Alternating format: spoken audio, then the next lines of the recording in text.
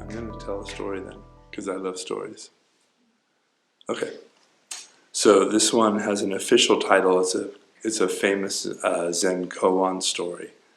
It's called Nangaku Polishes a Tile. So once upon a time, Nangaku, who I'm guessing from the story was a senior student, visits his friend. My Japanese is terrible, but let's just say visits his friend. And he goes and he visits his friend and says, "Hello, friend, how are you doing? How's your practice going? What are you doing lately?" And his friend says, "Oh, I'm just sitting a lot of zazen." And he says, "Oh, that's wonderful. Why are you sitting zazen?" He said, "Oh, I'm sitting zazen to become a Buddha." He says, "Oh," and he runs behind his house and grabs an old broken floor tile and starts scraping it on a rock. And his friend is like, What are you doing now?" He said, "Oh, I'm going to polish this into a mirror." And he says, You can't polish a floor tile into a mirror?" And he says, "Oh, well, you can't become a Buddha by sitting zazen." And thus the story ends. One of the points that is often raised from this story is the practice that the Buddha sets out, and all teachers after him that claim to be in his line, does not make you a Buddha, does not make you enlightened. And this is a really fine point. It's a very fine hair to split, but the finer the hair, the more important it is to split, because the whole thing rests on this. Meditation practice doesn't turn a non-Buddha into a Buddha. Rather, meditation practice reveals the Buddha that you already are and always have been. This heart-mind of yours has always been vast, luminous, open, available. It's just that things get in the way, right? Habitual patterns, belief systems, traumas, ways that we get hooked, what the Buddha called kileshas, which translates pretty effectively as neuroses or psychopathologies, ways that we get caught. But these ways that we get caught, these kileshas, were probably at one point or another very important. Ways that you maybe survived dangerous situations when you were a child. Coping mechanisms that served you at one point.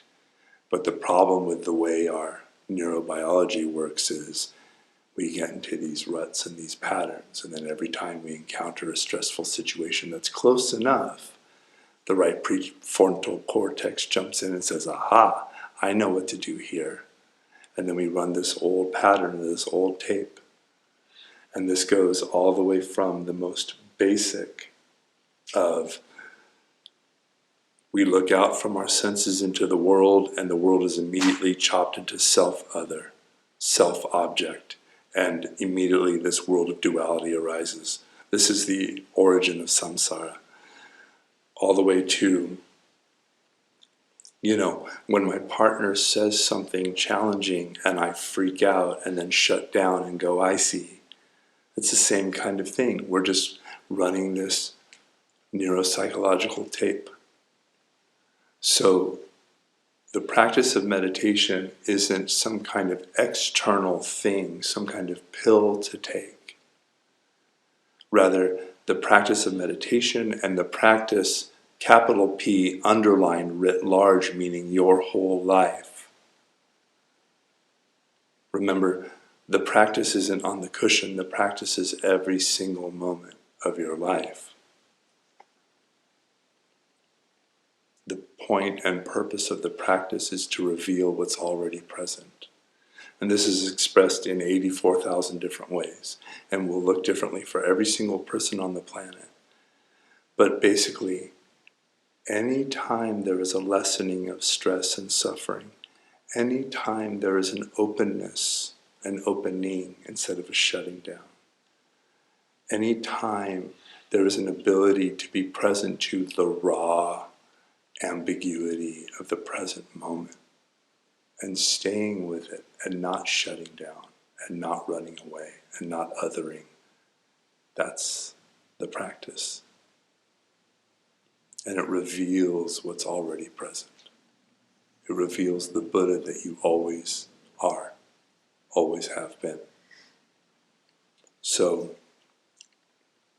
a practice of sitting and breathing would not work unless your awareness was already like that, naturally, the natural state of mind, what the Zen people often call your original face, the face before your parents were born.